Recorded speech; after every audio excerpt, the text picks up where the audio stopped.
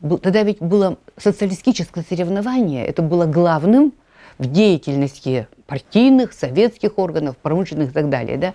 И у меня, значит, такой, почему-то вот появилось, даже сама не знаю откуда, именно поднять роль райкомов партии, председателей райисполкомов, самим работников культуры, чтобы на них обратили внимание, чтобы их заметили, чтобы они, не стесняясь, там, шли к секретарю райкома партии по идеологии, а чтобы они были личностями. Да?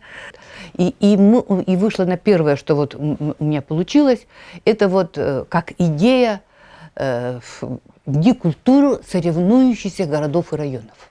И вот эти соревнования, сейчас вот даже делаю, они позволили как-то объединиться. И в районе объединиться, понимаете, всем отраслям. Потому что эти были праздники, которые были подготовка к ним. Костюмы шили новые, понимаете, репертуар.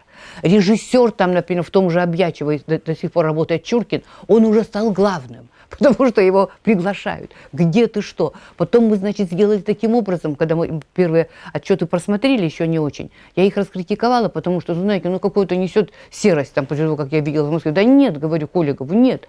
Давайте закрепим режиссеров наших, того же Попова, там других режиссеров, в конце концов пригласим, чтобы этот концерт заключительный, понимаете, чтобы он был украшением, чтобы люди, понимаете, почувствовали, стали лучше. И я хочу сказать, что вот эти соревнующиеся города и районы, а у нас они всегда говорили, вы знаете, они дали такой толчок культуре, работников культуры заметили, понимаете, как-то стали с ними обращаться на «вы». И вот это в сельской, как бы, именно в культпросветработе мы сделали. А ведь когда творческий отчет, это не только ведь самодеятельность, это работа библиотек показывает, это работа музеев, это народное творчество, это и все, какие-то объединения клубные. То есть практически весь район просыпается, начинает думать, где что. И потом у нас эти соревнующиеся были в первом отделении, предположим, словно Усть-Куломский район, во втором отделении Карткеровский район, по этому делу. И мы еще сделали так, тоже постепенно, после второго отчета, мы сделали так, у нас все члены бюро, представляете, члены бюро идут, в общем-то, на этот творческий отчет. По итогам у нас был оргкомитет, и мы отмечали, чего не хватает, что надо доделать, какая нужна помощь и так далее, понимаете, да, высказывали. И ведь высказывали это, понимаете, мы в присутствии секретарей райкомов партии, которые отвечали за это. И потом они же сами видели, смотрят концерт, то не хватает, кому. Я помню, Воркута, значит, открыли эти творческие отчеты городов и районов, Воркута и Инта, первая, да. Ну, Воркута там соревновалась все время с Сыктывкаром, там, знаете, в то время в Советском Союзе, они вообще там большие деньги получали, я не буду говорить, все там у них было окей, все стремились в Воркуту поехать, да, поэтому они вообще чувствовали героев, но у них много коллективов было, это же был второй город после Сыктывкара в этом отношении, да, но жил лучше, чем Сыктывкар, потому что денег больше было, поэтому они там, вот я вам говорю, что они такие коллективы привезли, и драматический театр, значит, и всевозможные, но не было темы, мы ведь, понимаете, мы думаем, шахтерская Воркута. И нам надо было не просто набрать номера, понимаете, и показать. Ты покажи. Тогда ведь, прежде всего, человек труда был во главе. Ведь соревнования – это кто? Это тоже человек труда, которого мы хвалим, которого воспеваем, который после шахты идет там, занимается, понимаете. Это человек труда был. И нам показалось, что ну, это не только мне. За мной было последнее слово. Я старалась, чтобы говорили специалисты, понимаете.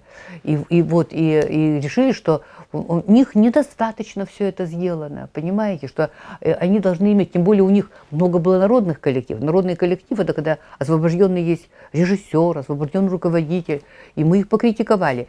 И после этого выступила Инта.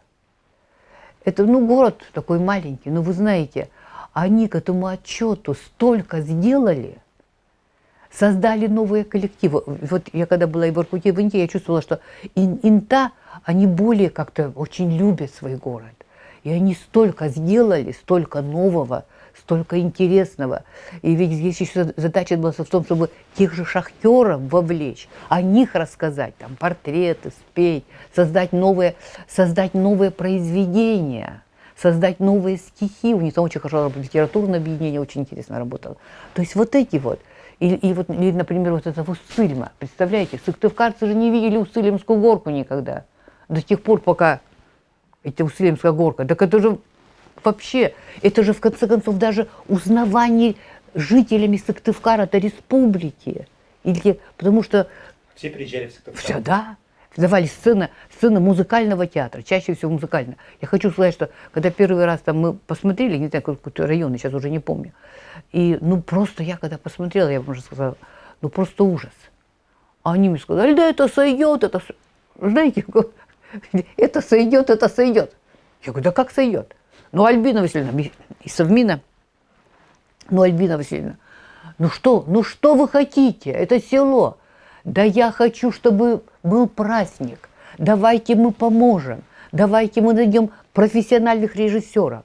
И потом ведь, понимаете, весь же район-то показываем в районе. Отбираем лучшие номера. Там, например, в селе там Пашка, там, предположим, еще где-то проходят. Отбираем лучшие номера.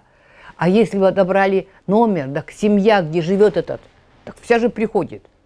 Они же совершенно, понимаете, это очень такой двигатель в плане. И потом они же так переживают заранее. А билетов уже бесплатно было, пригласительно, билетов уже было не достать. И потом они же понимают, первый секретарь, если Морозов сидит и говорит, где-то там и припоминает ему, слушайте, это тонус, и это новое. Потом, понимаете, я хочу сказать, ведь в те годы было очень не престижно, но это было, ты шел к дояркам, шел на фермы, смотрел, ты там показывал, ты делал там выставку, ты им рассказывал. Я помню, я когда работала в Сыктывкаре, вторым секретарем, так у меня вся шуба пропахла этим скотным двором, потому что ты едешь в командировку, конечно, идешь, встречаешься.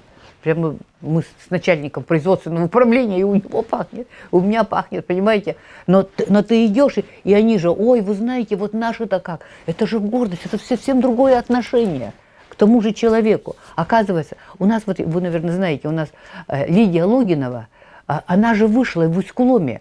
Мы даже приглашали некоторых режиссеров, вот, когда вы говорите, Шон-де-Банда, когда был, там у нас был такой режиссер, как же его было... Потом вспомните, вот он делал у нас этот Шон-де-Бан, он был из Института культуры, Московский институт культуры, режиссер, да, и вот он нашел, и как они-то приходят, Альбина Васильевна, мы нашли такую девочку, которая так поет, и потом эту Логинову взяли же в филармонию, она же, потому что филармонии-то тоже нужны национальные, там уходят люди, которые поют на каком-то языке. Понимаете? То есть мне кажется, что это очень интересно. Вот это сделали. Я даже не встречала вот в других республиках, мне как-то не говорили. А здесь вот у нас это очень привелось. И если бы не привелось, это давно бы положили крест. А потом, когда мы уже шли вот в этом самом, в Киров и так далее, они тоже были очень удивлены, что мы, значит, идем и говорим, давайте проведем Дни культуры Коми у вас, а вы у нас. И для них это то представник. Это как, понимаете, вот это сплочение.